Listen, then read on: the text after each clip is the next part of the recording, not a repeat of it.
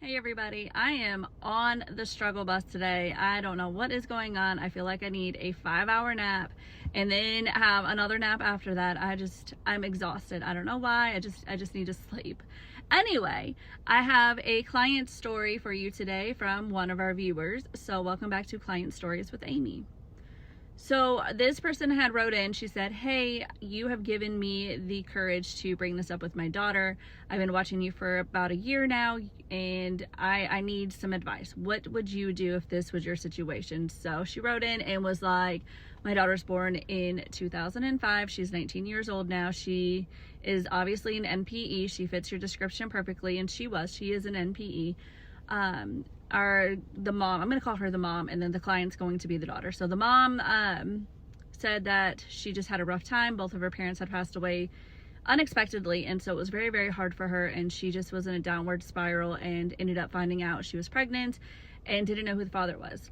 Raised her daughter as best she could and loved her, and she said that she has the right to know who her biological father is if she decides to know. And so that was it. She asked advice, how do I break this to her? I told her if it were me, this is what I would do. I would sit her down. I would have the ancestry kit in hand just in case she decided to know who her biological father was. Just be honest and be prepared for those tough questions. And so that's what she did. What worked out in her favor in a way is that the daughter, the client, was not shocked. She was like, Mom, I kind of already suspected and I wasn't really worried about it. I didn't care because I didn't have any use for finding anything. She said she knew because whenever she would ask the questions when she was littler, that it was vague answers in changing the subject, that kind of thing. So she already knew that there was an issue, but she didn't care. So our mom had said, here's an ancestry DNA test if you'd like to use it. I know a nonprofit organization, DNA Angels, us, that can help her with trying to identify everything. And so our daughter, she waited about 5 days, and she was like, you know what, Mama, I think I do want to know. Let's figure this out. Maybe I have some siblings out there or some cousins. I don't know. I'm ready to figure it out. So went through the screening room, went through intake, got access to her DNA into her tree, and an angel started working on her case immediately.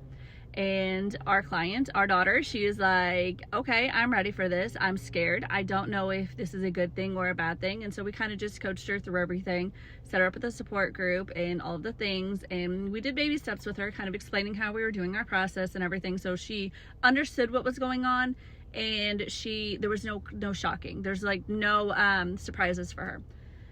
We were able to identify the birth father for her, and he was actually a college student, and he was just in the area for spring break visiting another college. He wasn't going to this college town. He wasn't going to that college. He was from out of state. He was just visiting some friends from high school at their college for spring break. So he wasn't even local or anything to this area.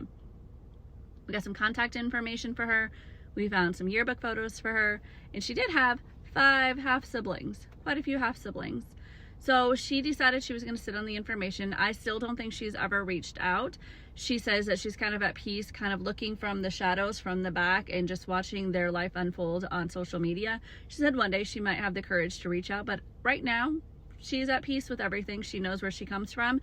She's keeping up with everybody, kind of like a little stalker-ish, which is perfectly okay, because I mean that's the first step of doing what we do, is kind of stalking everybody once we've identified a family.